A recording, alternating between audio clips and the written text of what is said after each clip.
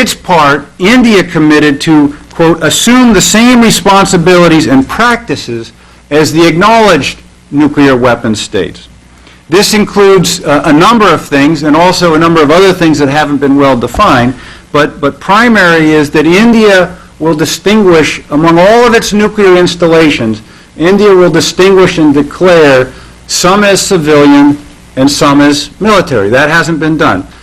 The civilian facilities, India will then accept international inspection on what's called safeguarding. So the International Atomic Energy Agency, which just won the Nobel Peace Prize last week, would come to India and monitor these facilities, in many cases as it hasn't done before. India also committed to continue its moratorium on nuclear weapon testing, and also promised basically to join a treaty that has not been negotiated, but which would be a global agreement not to produce further material for nuclear weapons.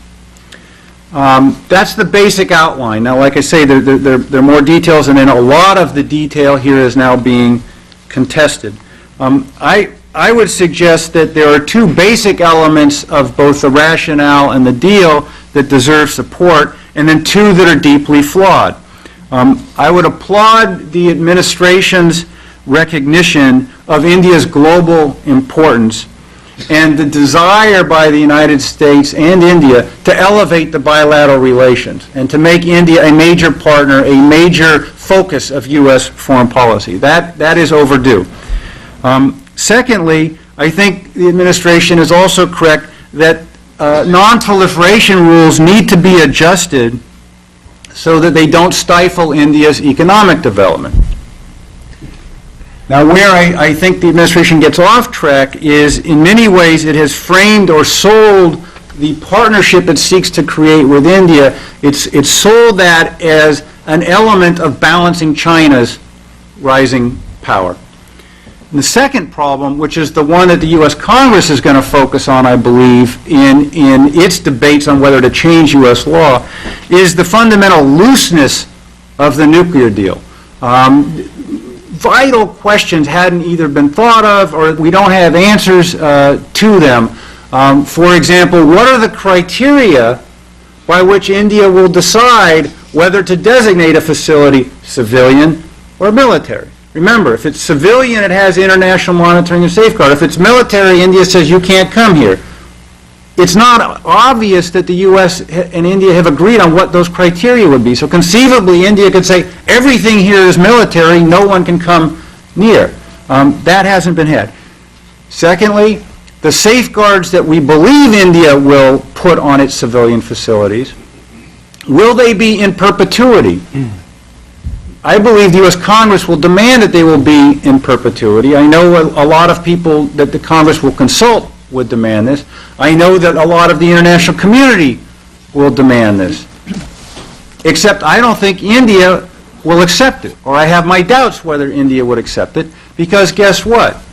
The United States and the four other acknowledged nuclear weapon states don't accept those kinds of safeguards on their nuclear facilities.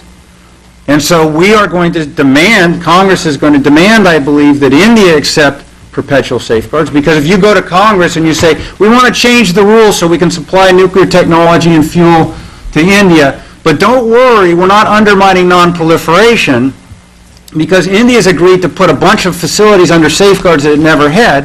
Okay, that's the good news. That's supposed to make Congress want to agree to this. And then somebody asks the question, well, how long will those safeguards be? And they say, oh no, India could say tomorrow that it changed its mind and it wants to pull the safeguards off the facility, and we would agree to that. And the Congress is going to say, well, what did you really get then? And so this issue hasn't been vetted or discussed fully at all. The basic framework, I would say, though, is correct, that the non-proliferation interests of the United States and the international system are too great to sacrifice by giving India all that it wants, all that it seeks.